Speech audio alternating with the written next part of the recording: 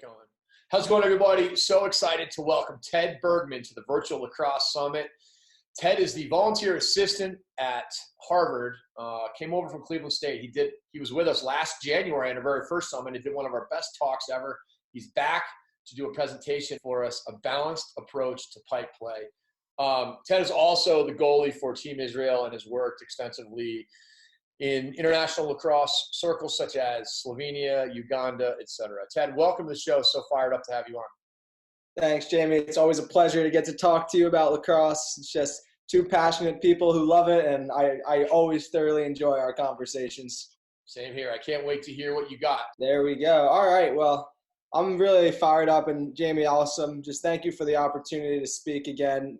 I always hope you appreciate how much of an impact that you have made for the lacrosse community, aside from all the two-man stuff that you've brought to the offensive side of things. Just having all of these resources available for coaches, both domestically and truly internationally, you're making a huge impact on growing the game. And when I go back and forth on if I want to be open and share my thoughts and my teachings, I always level out with that we're doing something and doing a service to others by just helping those who don't have the resources that we have and just helping them teach. And I just thank you for creating that platform for us.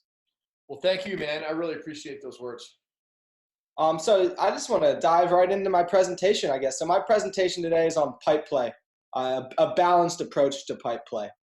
I have to start a little bit back at the beginning. I'm going to review some of the things that you and I have talked about in the past, just starting from the very beginning of goaltending. So qualities that a goalie must have. Goalies have to be athletic. I don't think enough goalie coaches put an emphasis on the athletic piece to goaltending. It's a lot of violent, explosive movements. We've talked extensively about goalies being involved in the clear and on ground balls, and I think the athletic component of goalies is incredibly important. Second, the competitiveness that's required to be a goalie is second to none.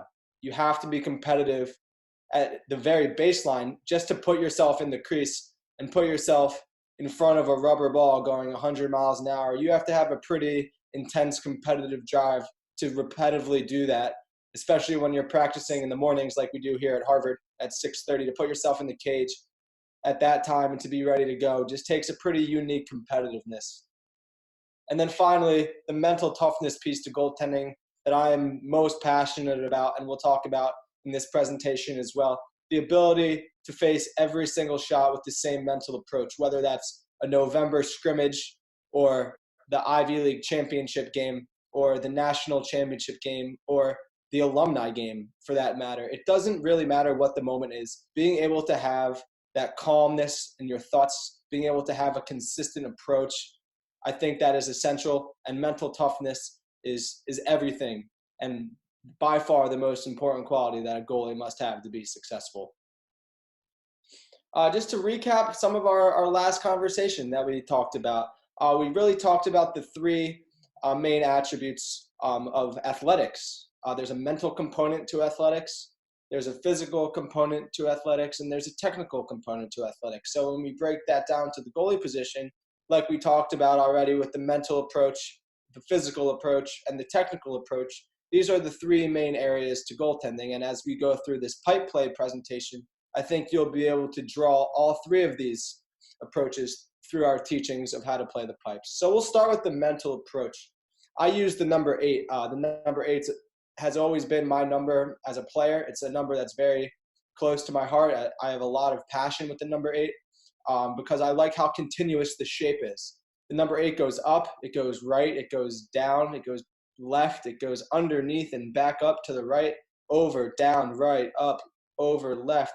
But what does it always do? It's always continuous and it never stops. And I love to use the number 8 as an analogy to teach mental toughness. The idea that no matter what is happening currently, that moment will pass and another moment will approach. Just that continuous mindset, that continuous thought process is critical to playing goalie. And in my opinion, Jamie, it's critical to life.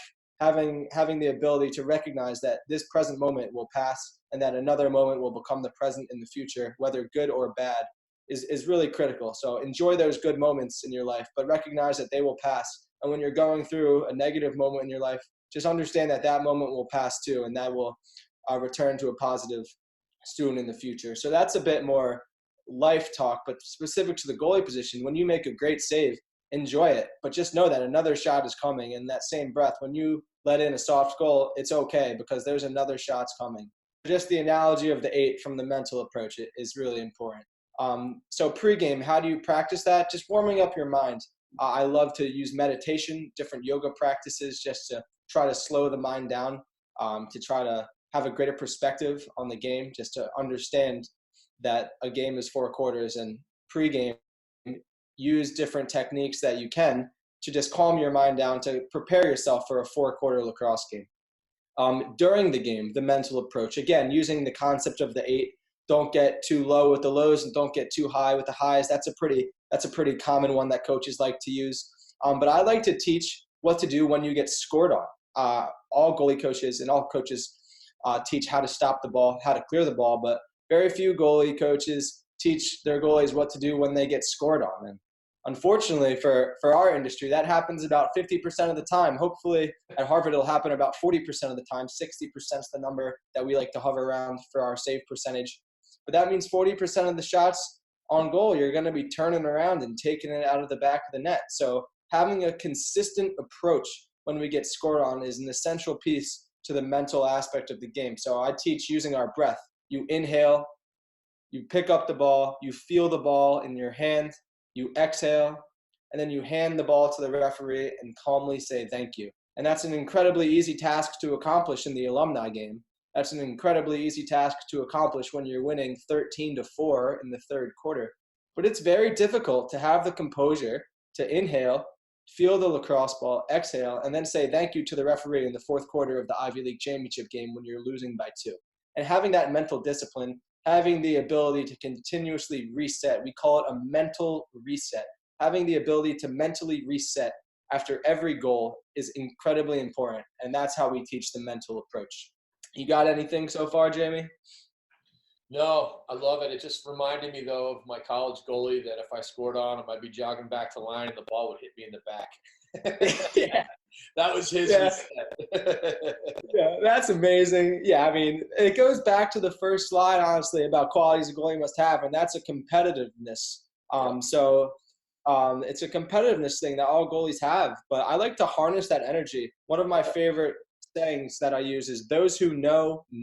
So when you let in a bad goal, the goalie knows, the coach knows, some of the parents probably know. You don't have to show anyone that you're frustrated. We understand. We know.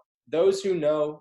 We know when it's a bad goal. Just move on. Move on to the next one. Show me that you're tough by not throwing the ball, by not smashing your face mask with your shaft, by not slamming the pipe.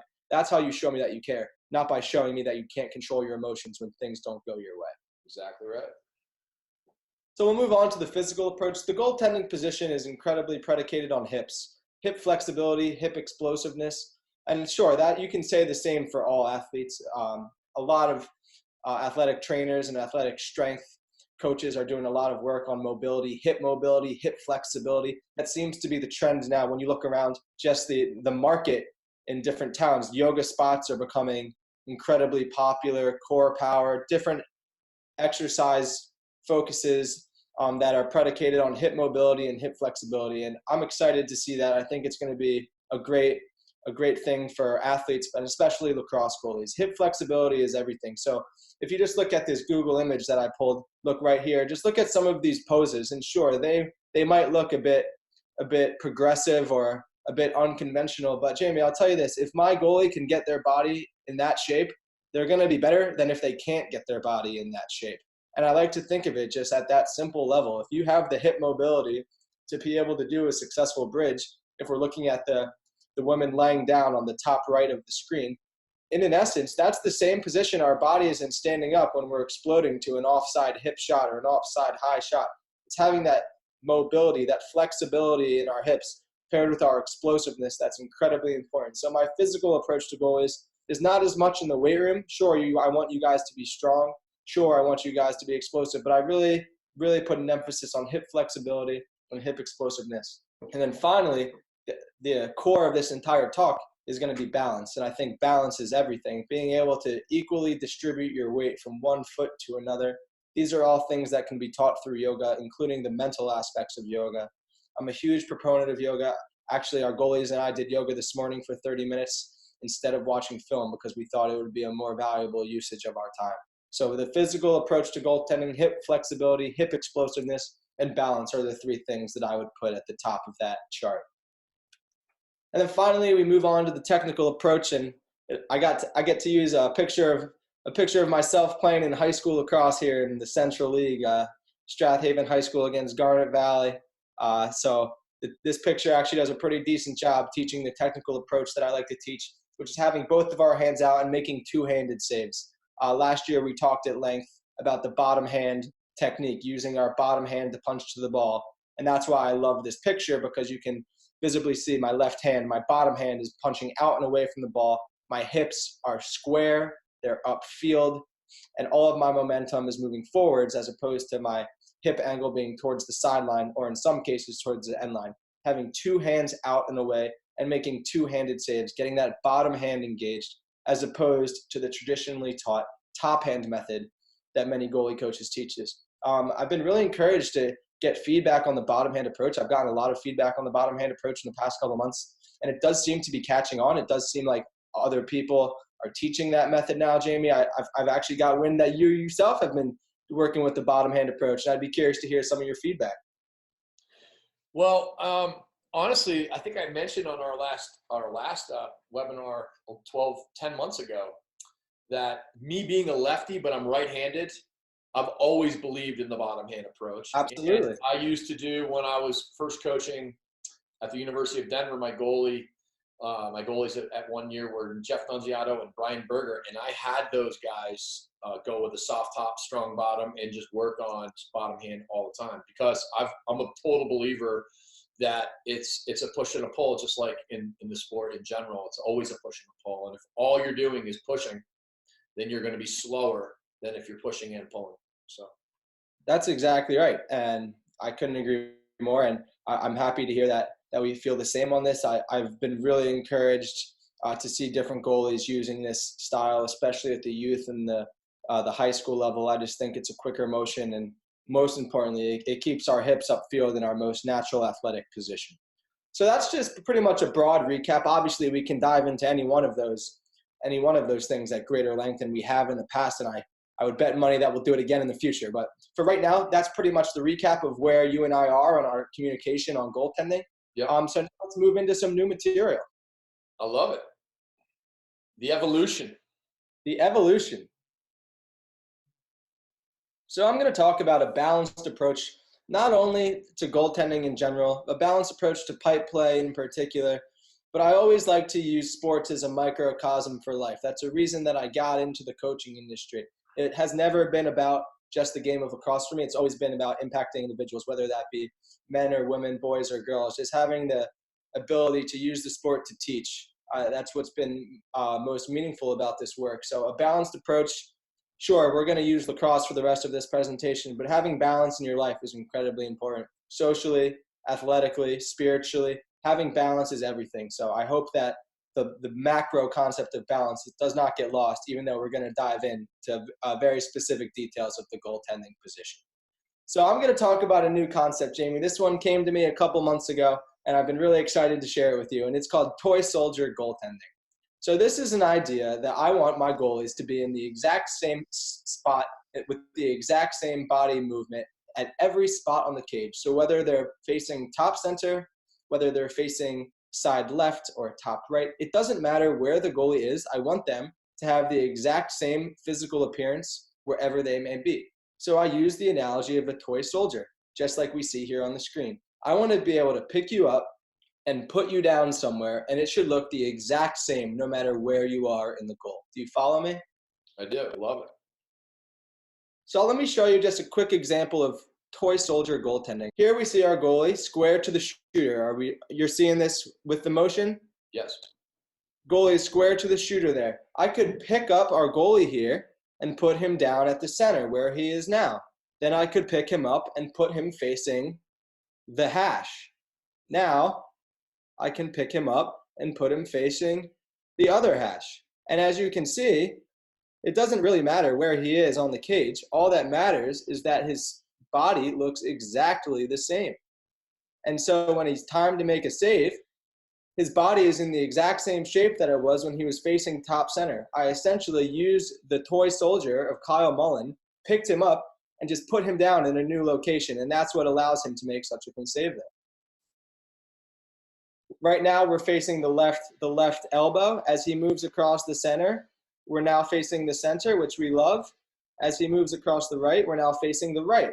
And as he moves to the pipe, we're now square to the pipe. So we'll watch this in real time. And I just want you to notice how the goaltender is like a toy soldier. No matter where he is on the goal, he is always in the exact same shape with his body. He is in the exact same position. It's like a toy soldier just getting picked up and getting placed down to face the ball at all times. So what's another way to think about the toy soldier idea? Well, you have to make your mold.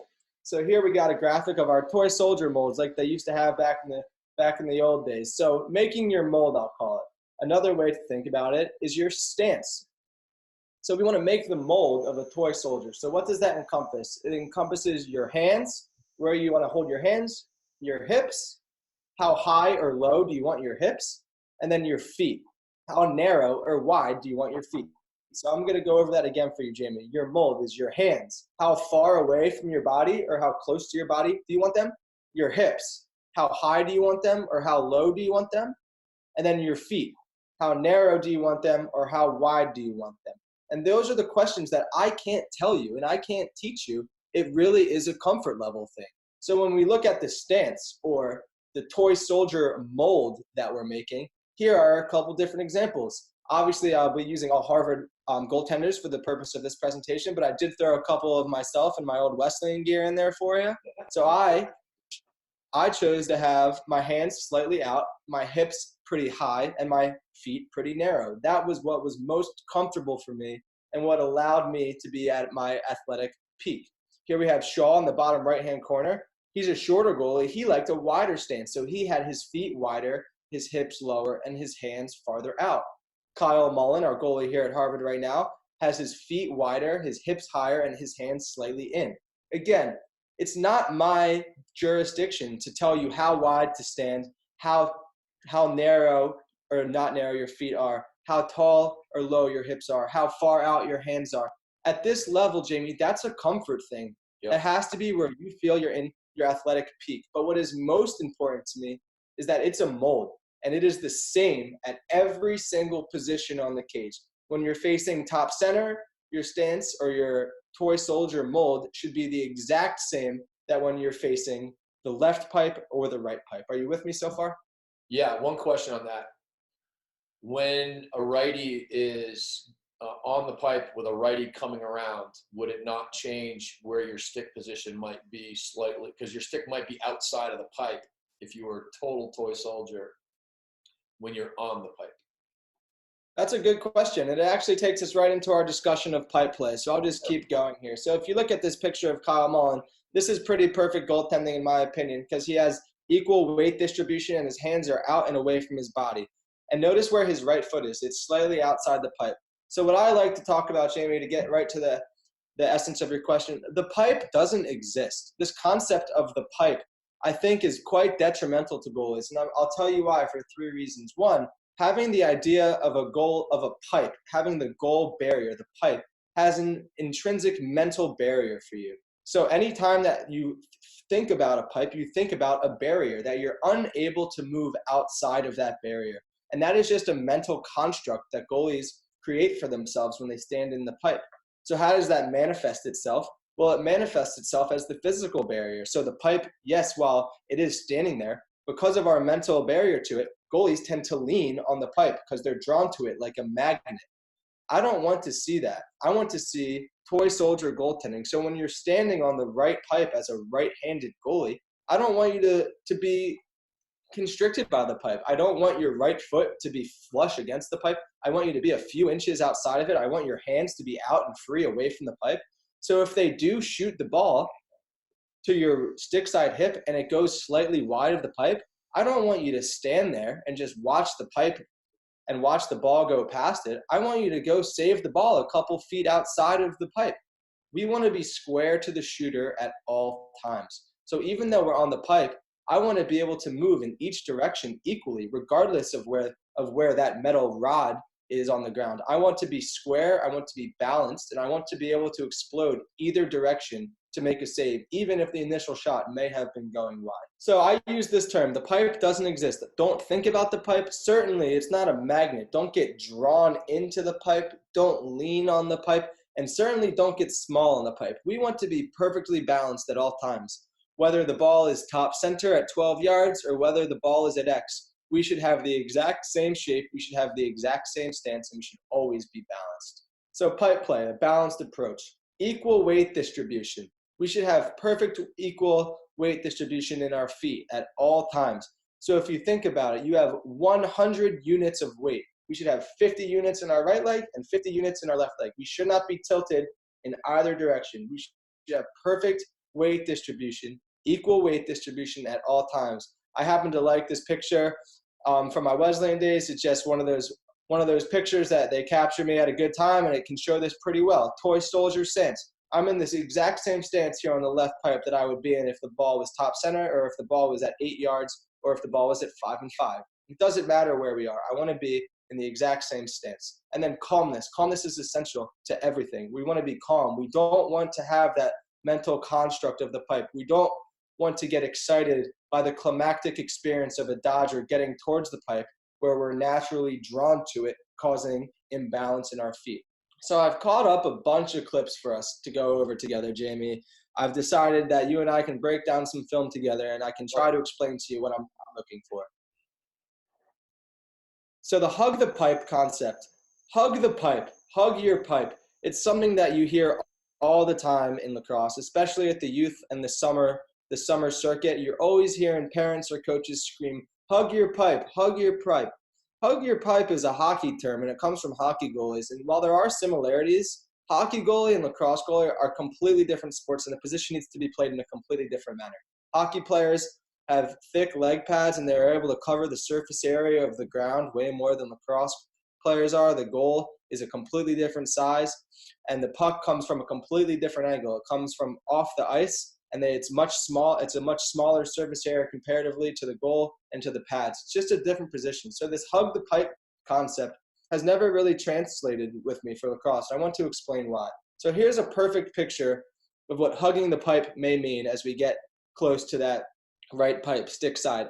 Notice how our goalie here, his weight is shifted into his right foot. His left leg is straight in the air. That's imbalance. That is not proper pipe balance. So should this attacking player move the ball, we're already going to be off balance, and it's going to require us an additional step to get reset, to rebalance, to enable us to make a clean move at either the impending shot or to face the next pass.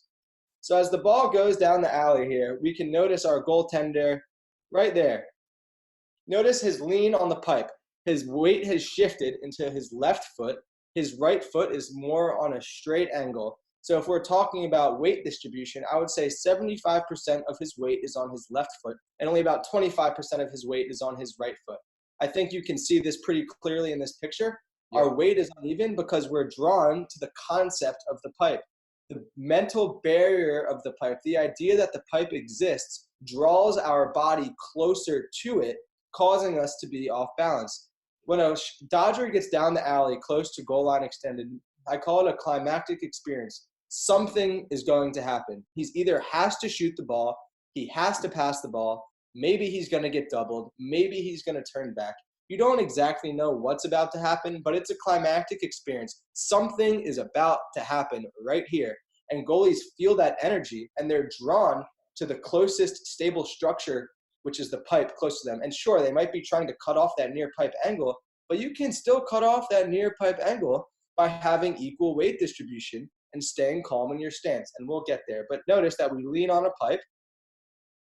As the ball comes down here, we're leaning on our pipe, and because of that, we're late to our next assignment. The pass was taken to X, but we're drawn away because of our unequal weight balance that we're now taken outside of the goal, and we're late to our next assignment, and that's in the back of the net. Again, this is down the alley. from our last year's game against Princeton, and we noticed the same thing, but this time to the other side of the field.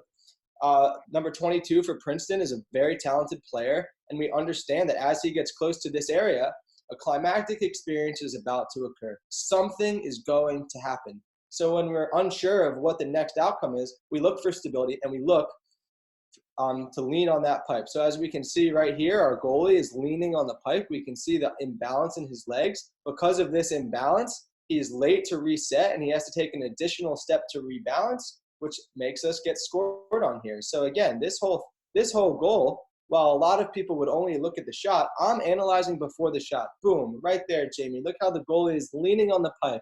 His feet are imbalanced. And because of this imbalance, it requires him to take another step to reset, and the ball is in the back of the net. It's a great point. So as the ball moves down to this area, this climactic area, look at our goalie right here. You see how he has an imbalance? He's naturally leaning on the pipe here with his inside foot. His right leg is in a straight position. There's an imbalance here from the goaltender position. There's an imbalance which causes us to be late to our next assignment because we have to shift our weight to return to center before we can explode in another direction. So while some would see this and say, wow, great save, stick side low, I don't see that in that way because I would like to see us control this rebound. The reason we're unable to control this rebound is from that shift in our hips right there. There is no need to shift our weight to the pipe, to lean on the pipe, because by doing this, it causes us to have to reset our body weight, to reset our hips and our feet. So we're late to step to the ball, and luckily we get hit in the foot there, because if we don't, it's going to end up in the back of the net. As we move across the field, we're in good balance. Look how our goalie is in his toy soldier stance. I could pick him up, and ideally I could put him anywhere else in the goal, and he would look the exact same. But as we get to this area, notice Jamie, notice how his weight shifts. He doesn't look like the toy soldier that he just looked like. He looked like the toy soldier got stepped on by a toddler and his left leg broke. His right leg is completely straight. His left leg is bent, leaning against the pipe. And because of this, as the ball moves, certainly, Jamie, if the shooter tried to shoot the ball and squeeze it in between his left shin and the pipe, maybe he's in a good position here because there's no space there. But lacrosse is not one-dimensional. You can't bank on the fact that this shooter is only going to shoot that shot to the inside of your left shin. Something is going to happen, and in this case, the attackman chooses to feed the crease, but because of this imbalance, we're late to reset our feet there. We have to take a hop step to reset, and then we drop our hands and we get scored on. Certainly, this is a crafty finish from the attackman, and that's okay, but we don't give ourselves a chance to succeed here because we're leaning on the pipe. It forces us to reset there, and because we reset, we don't have an opportunity to explode to the ball. So leaning on the pipe down the alley is an epidemic in lacrosse.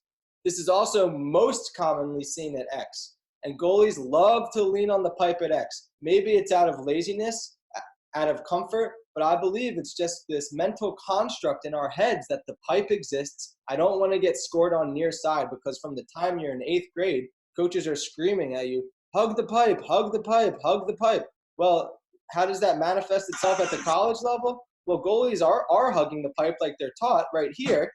This would be a pretty clean definition of hugging the pipe. You're literally squishing your body up against the pipe. You are hugging the pipe, but you can't be an athlete in this position. This is not the toy soldier mold that we would have as a goalie if the ball was top center. If this was our toy soldier and I picked up our toy soldier and put him facing top center, you would be like, why is he leaning all the way to his right? Well, I'm asking the same question on the pipe. Why is he leaning all the way to his right? As the shot comes, notice that our goalie has to recenter himself in order to be an athlete right here. Now he's centered, but because he had to shift his weight from his right foot back to center, he actually comes off of his pipe, and that's how you get scored on near side. So in this case, the essence of trying to hug your pipe actually is what leads to the goal because you have to, it's impossible to be an athlete in this position. You have to shift your weight right there. That's what brings the body and the stick off the pipe, and that's how we get beat near side. If we're in our proper balanced toy soldier stance here on the pipe, we don't get beat to the near side. We can see that again from the Princeton game. Our goalie here, as this ball bangs around, this time it's the left pipe. We're leaning on our left foot. All of our weight here is on our left foot. we are tied to the pipe because we've been taught to hug it. There is no need to have imbalance here, because imbalance in this position means we're going to have an additional step sometime in the future to reset ourselves to become an athlete. So here, as we're leaning on the left pipe, as the ball comes to 5-5 right there, if you notice, we had to take an additional step to reset right there. Notice that additional step. Because of our imbalance on the pipe, we had an additional step to reset, and we're now late to our responsibility, and the ball ends up in the back of the net. So I talk about this concept of toy soldier goaltending. You should have the exact same stance when you're facing top center, when you're facing 5-5, when you're facing X, or when you're facing a crease dive. It shouldn't really matter. Your stance should be exactly the same at every time. So how do I teach this? I like to use simple hip diagrams. So during practice, I'll bring out a notepad, or watching film, I'll bring out a pen and just use a piece of paper, and I'll pause the film and I'll say, Jamie, what shape are your hips in right here? And we'll look at the shape that has the green check mark.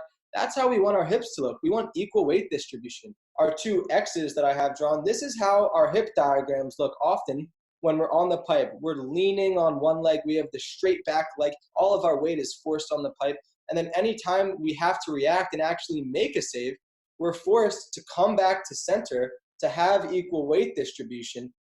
And that extra movement from leaning to coming upright is all it takes for these gifted shooters to put the ball in the back of the net.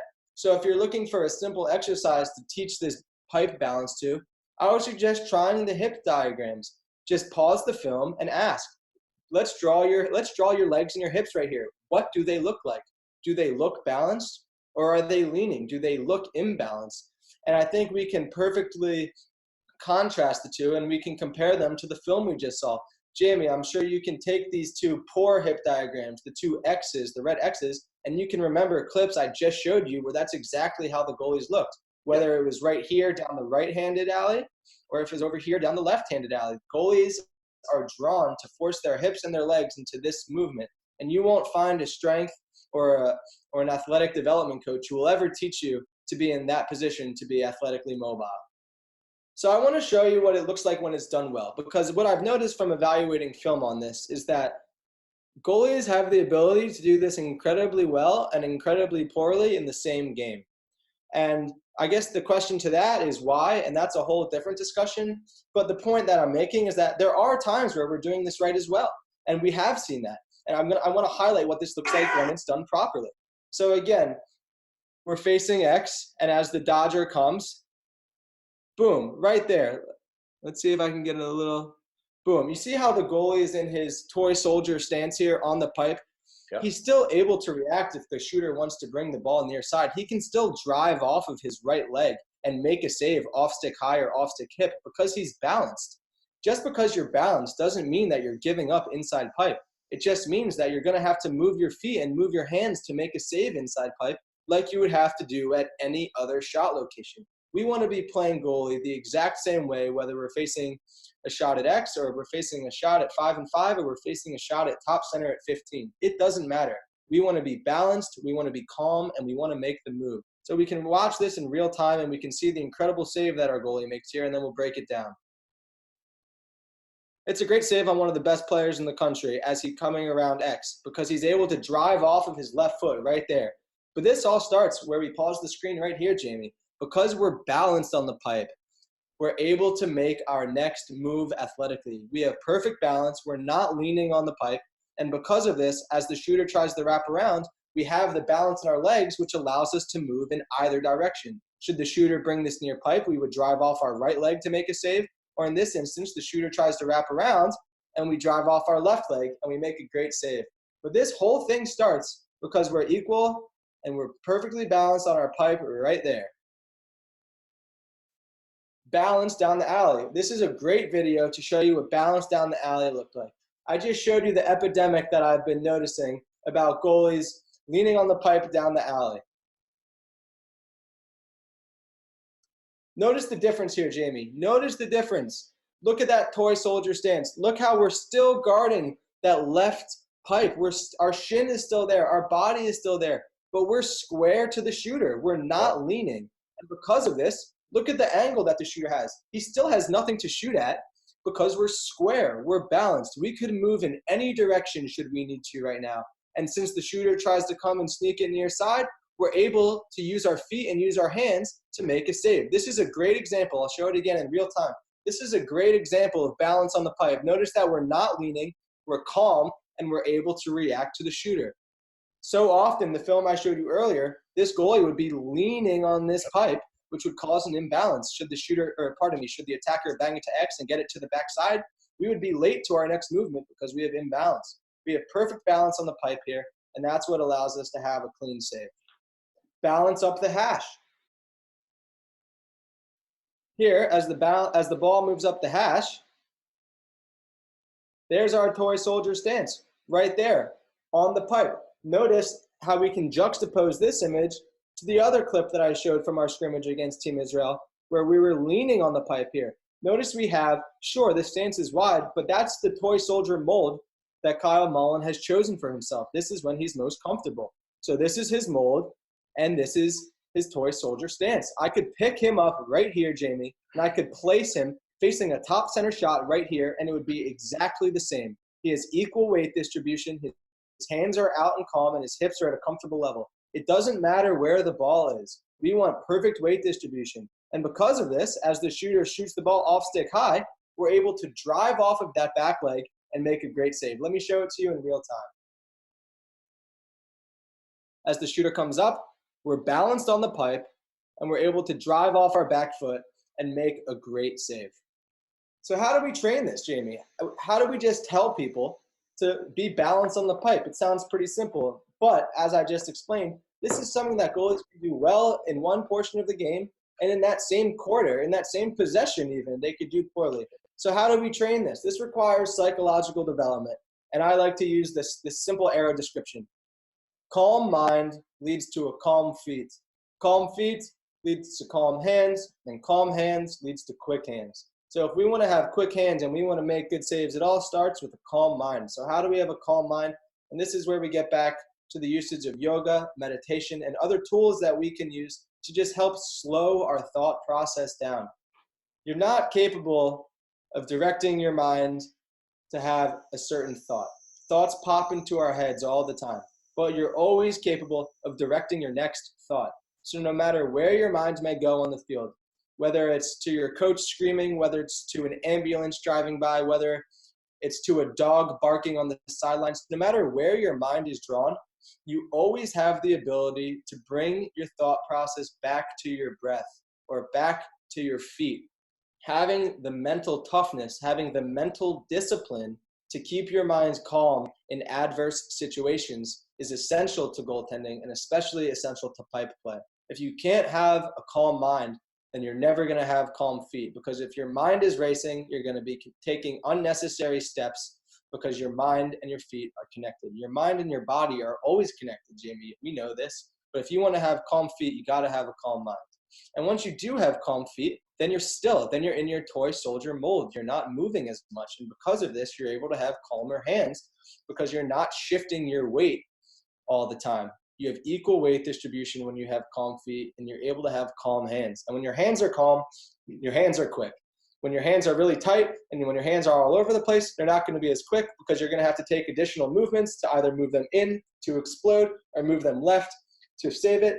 Calm hands are quick hands, but it all starts with a calm mind, Jamie. You have to be able to have the mental discipline to have calmness and to have serenity in difficult situations. A calm mind leads to calm feet. Calm feet leads to calm hands, and calm hands leads to quick hands. And ultimately, quick hands with calm feet, well, that's good goaltending. So how do we train this, Jamie? How do we train this? Well, I guess we'll start with alley development. We talked about the epidemic. We talked about the absolute epidemic of goalies leaning on their pipe when they're going down the alley. So this is a great drill that we like to use to train this. It's pretty simple. It just starts with the shooter going down the alley, as we see here. And notice that our goalie isn't leaning on the pipe. This is alley development. Our goalie is square to the shooter at all times, including as the ball gets banged to X. We're still square, and then we square up on the other pipe, and we go up the hash for a shot here. And pardon for the shaky camera for a second, but it'll settle itself down. So this is just a simple drill that I'll do with Coach Hutchinson and the attackman because it allows the attackman to work on getting up the hash to 5-and-5. But it's great for the goalies. Notice how they're forced to turn with equal weight distribution. Notice how they're forced to not lean on the pipe here. And something that I would love to add down the future is right here to allow this attackman the option to shoot the ball near side should he want to. Because even though our goaltender is not hugging the pipe, he's still in a balanced position to use his athleticism and to use his goalie mechanics to make any save that goes to this pipe. But since the attackman elects to bang the ball to X, we square it for the shooter, and we have balance over here, which allows us to face the ball. But now, Jamie, we can get to an even higher level of analysis. We are incredibly detail-oriented. Let's look right here. Notice how our goalie's hands, and first of all, we're leaning on the pipe a little bit here to the right, and I don't like that. But notice how our hands shift. You notice, Jamie, this small, subtle shift in our hands right there. That is such a small, minute difference. But from there to there, we're bringing our hands across our face. And there's no need to do that. You should be in your stance as a toy soldier in your optimal saving position. And once you're in your optimal saving position, why would you want to be anywhere else?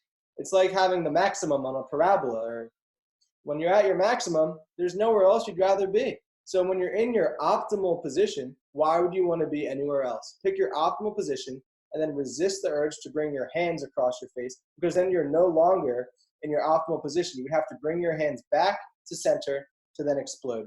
So that's just a level of detail that I'll be coaching the goalies here with. It's just every single movement matters. Here, we're balanced on the pipe and we get beat. That's okay. We're going to get scored on. It's lacrosse. That happens. Balanced on the pipe. We move up. We're balanced on the pipe. Again, same thing. I could tell we were going to get scored on before he even shot the ball, because notice here where our hands are. Notice here where our hands are. Notice here where our hands are. Notice here where our hands are. I just paused the clip 4 separate times. Our feet haven't moved. Our hips haven't moved. Then why are our hands moving? Our balance changes whether we're here, here, here, or here. Because sure, maybe just our hands are moving, but that's connected to our core. That's connected to our obliques. That's connected to our shoulders. So every small movement of our hands just leads to a greater imbalance for our body. And a greater imbalance leads to inefficiency. We want to be perfectly balanced at all times, because when we're balanced and we have equal weight distribution, we can be most explosive and we can be at our optimal level of goaltending. So this is a great drill that we do going down the alley. So we'll do this, both sides. You go down the alley, you face the ball, you get up to the hash. Again, we notice the same thing here with our hands. Our hands are in one location here. Boom. Now our hands are in another location.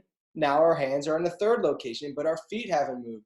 So when our hands, shoulder, and core are moving, but our feet aren't moving, that just means we're imbalanced. That's changing the balance in our body. It's changing our weight composition. We want to be perfectly balanced, equal weight distribution, and perfectly still at all times. So make your mold. Make your mold. Your hands, your hips, and your feet. That's your mold, and once you make it, it shouldn't change. You got any questions? No, I love it. I think it's 1,000% smart. Balance and positioning is the whole key, and I agree with you. When you start leaning on the pipe, it's not good balance. It's simple as that. Simple as that. So this is a last slide for you, and this is balance at X, so X development. So this is a pretty simple drill, just 5-on-5. But notice where I'm standing this time. So that's me. I almost get run over here on the first rep, actually.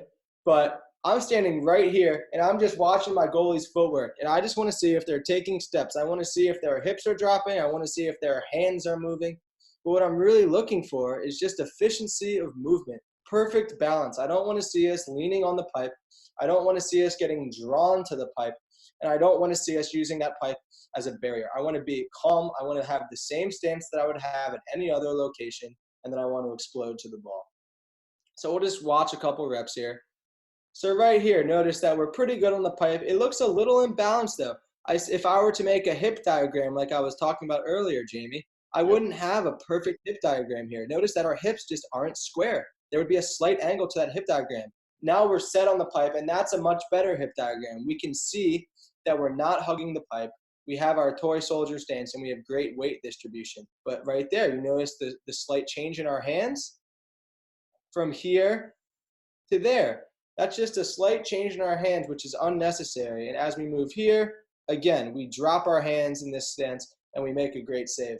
But it doesn't have to be such a difficult one if we stay still. Stillness and balance are essential. Balance on the pipe, right here. We're in a great location. There is no need to move at all. And we don't, and we make a great save. I love when that happens, Jamie, when I'm able to tell a save is made before it's even made. I can just tell before it's released because I can see how the goalie's reacting. I told you, truthfully, I didn't remember what happened here, but I could tell right away this was going to be a save because he didn't move. He's in the exact same location. He's balanced, and he's a gifted goalie. He has quick hands. He reacts well, and he's explosive. So when you have quick hands, you react well, and you're explosive. If you can set yourself up for success, put yourself in the optimal position to make a save, you're going to be successful. Where great goalies struggle is when they have imbalance, when their feet are moving too much. It doesn't allow them to be successful. Our goalie here is still, he's in his toy soldier stance, and he makes a great save here because he allows himself to. Let's watch our freshman here. Our freshman has very calm feet, and he's able to do this extremely well. Notice that he's square to the shooter. He doesn't move his hips, his hands. He's still. He gets beat there. But that's okay. That's just an idea of something that we teach our goalies here. Stillness on the pipe. Drive that bottom hand out and away. Bottom hand technique. This will be the last clip I show because this is everything that I love right here, Jamie. Balance on the pipe. A balanced approach to pipe play. Right here. Balance on the pipe. Set your feet. Stillness. He's in a great location. He drives off his back foot. He gets his bottom hand out and away with a horizontal stick, and he makes a great punch save. Well, thank you. So that's just an idea of something that we've been focusing on here so far this fall. Our big emphasis is on balance, on stillness, and trusting our reflexes. They're called reflexes for a reason, Jamie. They're called reflexes because your body will do them without having to think about it. That's why they're called reflexes. So staying still, staying balanced in every location is just essential. And that's just really what I wanted to share with you today. Well, I think you did an awesome job, Ted, as usual, the way you articulated this stuff. And I think it's really cool that you were able to like really zero in and focus on one element of the position. Because so many times when people do a goalie talk, you're talking about a lot of topics that you could spend an hour on one little piece. And I think that you just accomplished that really well. And I think it's going to make a difference because it makes perfect sense. Why would you be off balance ever? You shouldn't be. But again, as corny as it is, I like to extrapolate that to life, Jimmy. Why would you be unbalanced in any aspect of your life? So when you are unbalanced, when you feel yourself leaning towards something, maybe you're spending too much time with your friends and not enough time on your schoolwork. Maybe you're spending too much time on your schoolwork and not enough time with your friends. Why would you ever want to be unbalanced in anything? Balance is essential. Having equal weight distribution in every aspect of your life, especially in the goal, obviously, it's really important. I just love to use sports as a microcosm to help teach these kids something. But specific to the goalie position, don't lean on the pipe. It's that simple. The pipe doesn't exist. Stop leaning on it. Just play goalie square. I love it. Ted, thank you so much, man. That was fantastic. I really appreciate it, and look forward to some more offline conversations. I've got some topics for you, so I'll check in soon. Absolutely. I can't wait. All right, Ted. Take care, man. Have a good one. All right, thanks. Bye.